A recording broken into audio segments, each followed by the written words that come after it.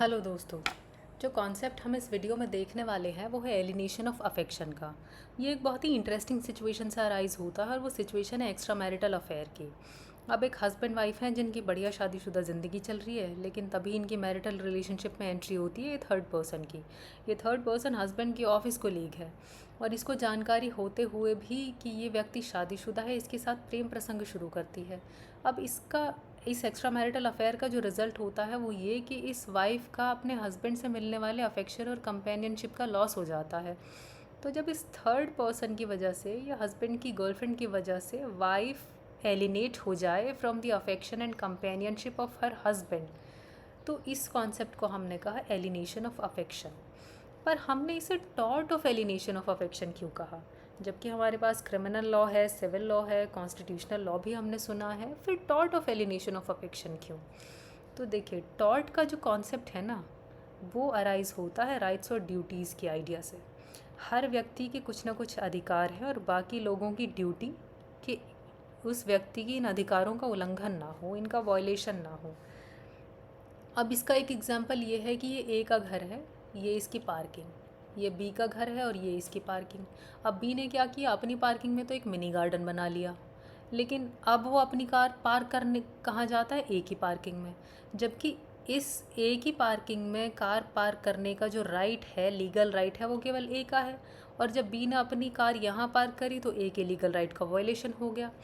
तो टॉर्ट ना एक सिविल रॉन्ग है जिसमें किसी एक्ट या ओमिशन की वजह से किसी दूसरे व्यक्ति का लीगल राइट इन्फ्रिंज हो जाए और वो उसको रेमेडी के रूप में वो कोर्ट को अप्रोच कर सकता है डैमेजेस के लिए। तो यहाँ पे क्या हुआ, ए के लीगल राइट का इन्फ्रिंजमेंट हुआ है जो किया है बी के एक्ट ने। बी ने जब अपनी कार यहाँ पार्क करी, इसका लीगल राइट इन्फ्रिंज हो गया। अब ए के पास क्या रेमेडी है कि वो कोर्ट को अप्रोच करे डैमेजेस के लिए। पर हमारे पास इतने सारे लॉ होते हुए भी हमें टॉर्ट लॉ की ज़रूरत क्यों पड़ी? तो देखिए, राइट्स का जो कॉन्सेप्ट है ना, वो एवर एक्सपेंडिंग है। जैसे जैसे सोसाइटी इवॉल्व होगी, कुछ ना कुछ नए राइट्स व्यक्ति के पास आते चले जाएंगे।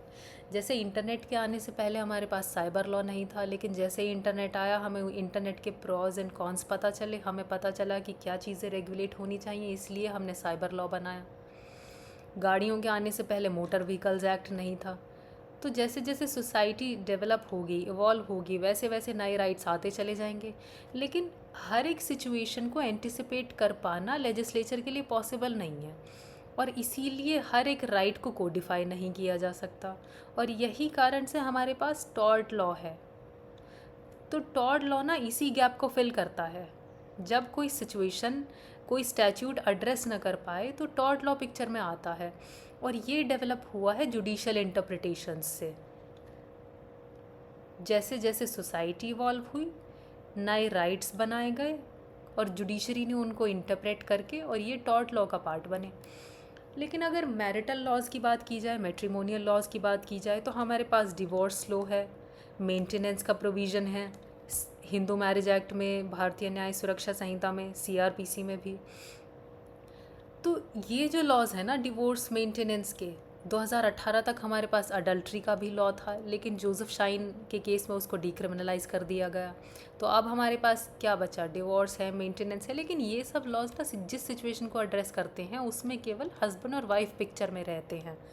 लेकिन उस सिचुएशन का क्या जब किसी थर्ड पर्सन की वजह से मैरिटल टाइज डिसरप्ट हो जाएं, और जब इसकी वजह से शादी डिसरप्ट हुई तब हस्बैंड या वाइफ क्या करेंगे? तो ऐसी सिचुएशन में पिक्चर में आता है एलिनेशन ऑफ अफेक्शन का कॉन्सेप्ट।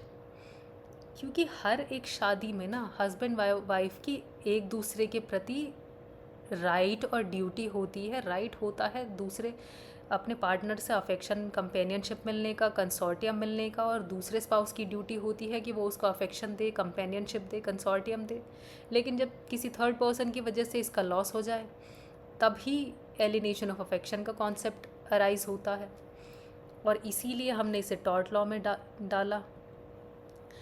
अब जो केस के जो फैक्ट्स हमने आपको शुरू में बताए थे वो इसी केस के फैक्ट्स हैं, जिसमें एक वाइफ अपने हस्बैंड की गर्लफ्रेंड और अपने हस्बैंड के अगेंस्ट सूट फाइल करती है, डैमेजेस सीक करती है और के सूट का प्रेमाइस क्या है कि वो उसका अधिकार है अपने हस्बैंड से मिलने वाले अफेक्शन और कंपेनियनशिप के लिए, और वो अफेक्शन वो कंपेनियनशिप का लॉस हुआ है थर्ड पर्सन के मैलाफाइड कंडक्ट की वजह से, और इसी कारणवश उसने सूट फाइल किया डैमेजेस क्लेम करते हुए। तो वो बेसिकली डैमेजेस सीक कर रही है एलिनेशन ऑफ अफेक्शन के लिए, और एलिनेशन ऑफ अफेक्शन के लिए जब वो डैमेजेस क्लेम कर रही है, लेकिन देखा जाए तो आज इंडिया में कोई हिस्ट्री नहीं है कि एलिनेशन ऑफ अफेक्शन के बेसिस पर रेमेडी प्रोवाइड करी गई हो, और इसीलिए केस इतना हाईलाइट हुआ है, क्योंकि सोली एओए के ग्राउंड पर आज तक भी डैमेजेस नहीं ग्रांट किए गए।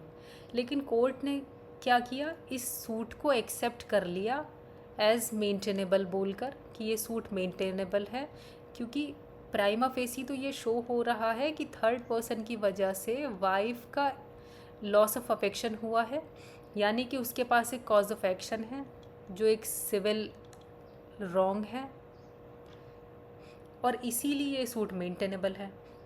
अब कोर्ट ने फिर इसमें डिस्कस किया एलिनेशन ऑफ अफेक्शन। तो एलिनेशन ऑफ अफेक्शन है कि जब नोइंगली और इंटेंशनली कोई थर्ड पर्सन किसी की मैरिज में, मैरिटल रिलेशनशिप में इंटरफेयर करे ना, और उस इंटरफेरेंस की वजह से लॉस ऑफ अफेक्शन, कंपेनियनशिप और कंसोर्टियम हो जाए, तो ये एलिनेशन ऑफ अफेक्शन है। और इसको ना हिस्टोरिकली बोला जाता था हार्ट बाम एक्शंस, दिल के ज़ख्मों पर कुछ मलहम लगा दे तो इसका नाम रख दिया हार्ट बाम एक्शंस। और इस कॉन्सेप्ट में और इन हार्ट बाम एक्शंस का पार्ट था alienation of affection, criminal conversation, seduction, breach of promise. और जब जब ऐसे किसी इन्हीं सब राइट्स का वायलेशन होता था ना, तो मॉनेटरी कॉम्पनसेशन प्रोवाइड करा जाता था इंजर्ड स्पाउस को, जिसका लॉस ऑफ अफेक्शन हुआ है उसका मॉनेटरी कॉम्पनसेशन मिलता था। अब कोर्ट ने लेकिन क्या कहा, ये इस सूट की मेंटेनेबिलिटी डिसाइड करते हुए कि ऐसे किसी सूट के लिए ना प्लेंटिफ को 3 एलिमेंट्स इस्टेब्लिश करने पड़ेंगे, क्योंकि ऐसा तो नहीं है ना कि कोई स्पाउस आकर बोले कि मेरा लॉस ऑफ अफेक्शन हुआ है किसी थर्ड पार्टी की वजह से, मेरे स्पाउस के एक्स्ट्रा मैरिटल अफेयर की वजह से, और कोर्ट उसको एक्सेप्ट कर ले। ऐसा भी तो हो सकता है उस स्पाउस ने खुद इनिशिएट किया हो वो रिलेशनशिप, तो थर्ड पर्सन की क्या लायबिलिटी। इसीलिए कोर्ट ने 3 इंग्रेडिएंट्स दिए, 3 एलिमेंट्स दिए जिनको इस्टेब्लिश करना ज़रूरी होगा, और वो हैं इंटेंशनल और रॉन्गफुल कंडक्ट थर्ड पार्टी के पार्ट पर, जो वो हस्बैंड या वाइफ का जो भी लवर है, जो भी जिनसे भी उनका एक्स्ट्रा मैरिटल अफेयर है, उनके पार्ट पर इंटेंशनल और रॉन्गफुल कंडक्ट होना चाहिए कि उन्होंने जानबूझकर उनकी शादी में इंटरफेयर किया, और जिसकी वजह से उस तीसरे व्यक्ति की वजह से शादी डिसरप्ट हुई। और दूसरा है कॉजेशन का, कि उस तीसरे व्यक्ति के कंडक्ट का डायरेक्ट लिंक है शादी के डिसरप्शन में, कि उसके कंडक्ट, मैलाफाइड कंडक्ट की वजह से ही ब्रेक डाउन हुआ है शादी का। और तीसरा है क्वांटिफाइबल लॉस, क्योंकि ऐसा तो नहीं है इन केसेस में शादी वैसे दोबारा से वैसी अच्छी हो जाए जैसी वो कभी पहले हुआ करती थी, या अगर किसी का पार्टनर एक्स्ट्रा मैरिटल अफेयर की वजह से उससे दूर हो गया है तो दोबारा वो वैसे ही पास आ जाए, वैसे ही रिलेशनशिप हार्मोनाइज हो जाए। तो क्वांटिफाइबल लॉस होना चाहिए कि रैशनली असेस कर पाएँ कि डैमेजेस दिए जा सकते हैं क्या इस केस में। तो ये 3 एलिमेंट्स एस्टेब्लिश करने पड़ेंगे tort of alienation of affection को एस्टेब्लिश करने के लिए। अब एलिनेशन ऑफ अफेक्शन की हिस्ट्री क्या है कि पहले ना ये एंग्लो अमेरिकन कॉमन लॉ का पार्ट थे, और इनको हार्ट बाम टॉर्ट कहा जाता था, जैसे पीछे अभी हमने आपको बताया। और इसमें क्या था, ये ना एक तरह का सिविल क्लेम थे कि जब जब किसी तीसरे पार्टी की कंडक्ट की वजह से मैरिज या रोमांटिक रिलेशनशिप डिसरप्ट हो जाएं, तो उस व्यक्ति को जिसकी मैरिज डिसरप्ट हुई है, जिसका लॉस ऑफ अफेक्शन हुआ है, उसको मॉनेटरी कॉम्पनसेशन दिया जाता था, मॉनेटरी कॉम्पनसेशन उसको प्रोवाइड करा दिया जाता था। ये इसकी हिस्ट्री है। लेकिन अब क्या है कि यूनाइटेड स्टेट्स की काफ़ी स्टेट्स में इस लॉ को अबॉलिश कर दिया गया, और इंग्लैंड और कनाडा में भी इन सब लॉज का कोई लीगल बेसिस नहीं है। हार्ट बाम एक्शंस अपना लीगल बेसिस खो चुके हैं। अब इसका एक रीज़न ये है कि ऐसे केसेस में ना एविडेंशियरी स्टैंडर्ड बहुत डिफ़िकल्ट है। एविडेंसेस के थ्रू ये इस्टेब्लिश करना कि किसी थर्ड पर्सन की वजह से मैरिज डिस्टर्ब हुई है, ये थोड़ा मुश्किल है। क्योंकि ऐसा भी तो हो सकता है ना कि उस स्पाउस की ही वजह से वो एक्स्ट्रा मैरिटल अफेयर शुरू हुआ हो, या हस्बैंड या वाइफ में से किसी ने ये एक्स्ट्रा मैरिटल अफेयर स्टार्ट करा हो और थर्ड पर्सन की कोई लाइबिलिटी नहीं बनती है। क्योंकि कुछ केसेस में ऐसा भी होता है कि मान लिया हस्बैंड ने ये छिपाया हो कि वो शादीशुदा ही नहीं है और किसी थर्ड पर्सन के साथ अफेयर शुरू कर लिया, तो अब इस थर्ड पर्सन की क्या लाइबिलिटी। तो इसीलिए इन केसेस में ये एविडेंसेस के थ्रू दिखाना कि थर्ड पर्सन के मेलाफाइड कंडक्ट की वजह से ही मैरिज डिस्टर्ब हुई है ज़रा मुश्किल है। इसीलिए यूएस, इंग्लैंड, कनाडा में इन ऐसे लॉज को अबॉलिश कर दिया गया। अब सुप्रीम कोर्ट का लेकिन क्या स्टैंड है इन सब लॉज पर। तो सुप्रीम कोर्ट का ये केस है Pinakin Mahipatray Rawal versus state of Gujarat, जिसमें कोर्ट ने बोला है कि किसी स्ट्रेंजर को, यानी कि किसी थर्ड पर्सन को के against alienation of affection prove करना अगर इस्टेब्लिश हम कर पाते हैं तो ये एक तरह का ना इंटेंशनल टॉर्ट हो जाएगा कि उन्होंने जानबूझकर किसी शादी में, किसी मैरिटल रिलेशनशिप में इंटरफेयर किया और उस कंडक्ट की वजह से, उस इंटरफेरेंस की वजह से एक स्पाउस दूसरे स्पाउस से दूर हो गया, उसका अफेक्शन लूज़ हो गया। तो पहले तो ये प्रूव करना पड़ेगा। लेकिन ये सब ना, ये एलिनेशन ऑफ अफेक्शन का जो कॉन्सेप्ट है अभी इंडियन लॉज के अकॉर्डिंग प्री मैच्योर है, ये नेसेंट स्टेज में है इंडिया में। हमारे यहाँ बहुत ज़्यादा डेवलप नहीं हुए हैं ये सब लॉज। और हिस्टोरिकली क्या था, हिस्टोरिकली ये सब क्लेम्स ना कॉम्पनसेटरी नेचर के थे। अब कॉम्पनसेटरी क्यों? क्योंकि देखें, शादी का इंस्टीट्यूशन ना बहुत ही सेक्रेड है और सोसाइटी के में एक इम्पॉर्टेंट प्लेस है मैरिज इंस्टीट्यूशन का। अब इस इंस्टीट्यूशन को प्रोटेक्ट करने के लिए भी ऐसे लॉज का होना ज़रूरी है। इसीलिए पहले ये लॉज कॉम्पनसेटरी नेचर के थे कि किसी भी मैरिटल रिलेशनशिप में रॉन्गफुल इंटरफेरेंस ना हो पाए, उस रॉन्गफुल इंटरफेरेंस को डेटर करने के लिए ये सब लॉज थे। लेकिन जहाँ तक इंडिया की बात है, तो इंडिया में क्या है, जब जब कोई मैरिटल रिलेशनशिप स्ट्रेन होती है ना, कुछ शादीशुदा रिश्ते, शादी के रिश्ते जब ख़राब होते हैं तो लोग क्या करते हैं, मेंटेनेंस क्लेम करते हैं या डिवोर्स के लिए जाते हैं। और लेकिन एलिनेशन ऑफ अफेक्शन जैसा प्रोविज़न हमारे यहाँ नहीं है। पर इनका डाउन साइड क्या है कि मैरिज और डिवोर्स में तो केवल हस्बैंड और वाइफ पिक्चर में होंगे, थर्ड पर्सन का रोल यहाँ कभी क्वेश्चन नहीं किया जाएगा। अडल्ट्री के केसेस में हो सकता था, लेकिन अडल्ट्री अब डिक्रिमिनलाइज कर दिया गया है। अब फिर सुप्रीम कोर्ट ने बोला कि एक जो डिफ़िकल्टी इन सब केसेस में है वो है एविडेंसेस की, कि एविडेंशरी स्टैंडर्ड्स बहुत डिफ़िकल्ट हैं, क्योंकि किसी थर्ड पर्सन की एसोसिएशन प्रूव कर देने से काम नहीं चलेगा।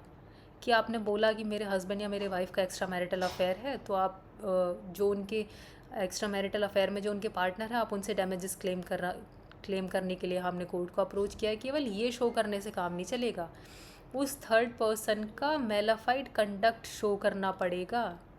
और जब तक ये शो नहीं करेंगे तब तक ये नहीं प्रूव हो पाएगा कि एलिनेशन ऑफ अफेक्शन हुआ है। और ये कैलकुलेटेड कंडक्ट की थर्ड पार्टी का एक कैलकुलेटेड कंडक्ट है, जिसकी वजह से विक्टिम या प्लेंटिफ का स्पाउस उनसे दूर हुआ है। जब तक ये इस्टेब्लिश नहीं करेंगे तो ये सब केसेस का कोई बेस बनता ही नहीं है। तो एविडेंशरी स्टैंडर्ड्स बहुत डिफ़िकल्ट हैं। अब फिर कोर्ट ने बोला कि हमारे यहाँ कोई प्रोसीजर या कोई मैकेनिज़्म नहीं है ऐसे केसेस को डील करने के लिए, कि एओए के बेसिस पर अगर कोई केस आता है कि एलिनेशन ऑफ अफेक्शन के ग्राउंड पर हमें डैमेजेस चाहिए, ये क्लेम करते हुए कोई प्लेंटिफ अगर आता है, तो हम क्या मैकेनिज़्म, क्या प्रोसीजर हम फॉलो करेंगे डैमेजेस प्रोवाइड करने के लिए। फॉर इंस्टेंस अगर कोर्ट को डैमेजेस ही क्वांटिफाई करने पड़े कि क्या डैमेजेस बनने चाहिए, क्योंकि अगर प्रेजेंट एग्जांपल में आप देखें कि उसके हस्बैंड का अफेयर है किसी थर्ड पर्सन के साथ, अपनी ऑफिस कोलीग के साथ, और वो उस हस्बैंड ने डिवोर्स का केस फाइल कर दिया है। तो अब जब हस्बैंड ने डिवोर्स का केस फाइल कर दिया और वाइफ ने एलिनेशन ऑफ अफेक्शन का केस फाइल किया है, तो ये हस्बैंड तो वापस आने से रहा, मैरिटल टाइज तो अब रिस्टोर नहीं हो पाएंगी। तो फिर डैमेजेस कैसे हम क्वांटिफाई करेंगे, मॉनेटरी डैमेजेस होंगे या कुछ और वे आउट हमें निकालना पड़ेगा। तो ये भी डिफ़िकल्टी है इन केसेस में। और इसी कारण से ये कॉन्सेप्ट का केवल थ्योरेटिकल पॉसिबिलिटी है फ़िलहाल इंडिया में। जुडिशली एक्नॉलेज्ड है, कोर्ट ने कहा जुडिशली एक्नॉलेज्ड है, एलिनेशन ऑफ अफेक्शन का कॉन्सेप्ट, लेकिन फॉर्मली अक्नॉलेज होने में अभी ये रास्ता बहुत लंबा है। फॉर्मली अडॉप्ट करने के लिए बहुत चीज़ें हमें हैं जो डिसाइड करनी पड़ेंगी, जैसे डैमेजेस मेजर करने के लिए कोई मैकेनिज़्म, किस प्रोसेस से ऐसी केसेस डील किए जाएंगे, और एविडेंशियरी स्टैंडर्ड्स क्या होना चाहिए ऐसे केसेस में। क्योंकि अभी तक इंडिया में कोई ऐसा केस नहीं है जब सोली एलिनेशन ऑफ अफेक्शन के ग्राउंड पर कोर्ट ने डैमेजेस ग्रांट किए हों या कोई रेमेडी प्रोवाइड करी हो। तो ये सब डिफ़िकल्टीज़ हैं। अब कंक्लूजन क्या है कि दिल्ली हाई कोर्ट ने, क्योंकि ये केस प्रिलिमिनरी स्टेज में है, तो कोर्ट ने सूट को एक्सेप्ट कर लिया है। कोर्ट ने बोला है कि सूट तो मेंटेनेबल है। अब मेंटेनेबल है, लेकिन अब जब ट्रायल शुरू होगा तब ये डिसाइड होगा कि क्या एओए जैसा कॉन्सेप्ट इंडिया में फीजिबल है इसकी एप्लीकेशन। तो अब ये देखने वाली बात है। लेकिन दूसरा एक सवाल ये भी है कि हर एक अडल्ट की अपनी ऑटोनॉमी है, फ्रीडम ऑफ चॉइस है। उनकी चॉइस है कि वो किस रिलेशनशिप का पार्ट होना चाहते हैं, किसको अपना पार्टनर बनाना चाहते हैं। ठीक है, मैरिज हमारे यहाँ लीगली रिकग्नाइज्ड एक सिविल इंस्टीट्यूशन है जिसमें कुछ राइट्स हैं, कुछ ऑब्लिगेशंस हैं, पर थर्ड पार्टी का एक्टिव इंटरफेरेंस अगर मैलाफाइड है तब कोई सिविल रेमेडी हो सकती है। लेकिन अगर स्पाउस अपनी मर्ज़ी से ही उस रिलेशनशिप का हिस्सा है तो वो तो पर्सनल लिबर्टी पर क्वेश्चन करने वाली बात हुई। तो ये बैलेंस भी हमें बनाना होगा कि पर्सनल लिबर्टी का सवाल है या मैरिज का इंस्टीट्यूशन भी बचाना है। तो जब ये ट्रायल चलेगा तो ये सब सवाल उठाए जाएंगे, ये सब सवाल सामने आएंगे। और यही कारण है कि ये केस ना एक टर्निंग पॉइंट साबित हो सकता है मैट्रिमोनियल लॉज की जब बात आती है उसके लिए भी, कि मैरिज लॉज में एक बड़ा रेवोल्यूशनरी स्टेप हो जाएगा अगर एलिनेशन ऑफ अफेक्शन जैसे कॉन्सेप्ट हमारे यहाँ लीगली रिकग्नाइज हो गया। और दूसरा, टॉर्ट लॉ में भी ये एक बड़ा स्टेप होगा क्योंकि एक नया टॉर्ट आ जाएगा। तो ये पूरी पिक्चर है। अब एक क्वेश्चन आपके लिए है, क्योंकि कोर्ट को भी अभी ये ट्रायल में डिसाइड करना ही है कि ये कॉन्सेप्ट कितना फीजिबल है हमारे यहाँ एप्लीकेबल होने के लिए। तो क्या आपको क्या लगता है, इंडियन लॉज को alienation of affection as a civil remedy ही रिकग्नाइज़ करना चाहिए कि कोई थर्ड पार्टी अगर इंटेंशनली मैरिज के इंस्टीट्यूशन को, किसी की मैरिटल रिलेशनशिप को डिसरप्ट करती है तो उसको लायबल होना चाहिए या नहीं, या ये लोगों की प्राइवेट स्पेयर का पार्ट है, लोगों की पर्सनल लिबर्टी का हिस्सा है? तो आप अपने थॉट्स ज़रूर शेयर करें। तो यही थी आज की video. Thank you so much. अगर आपको कंटेंट अच्छा लगा है तो लाइक शेयर सब्सक्राइब कीजिएगा।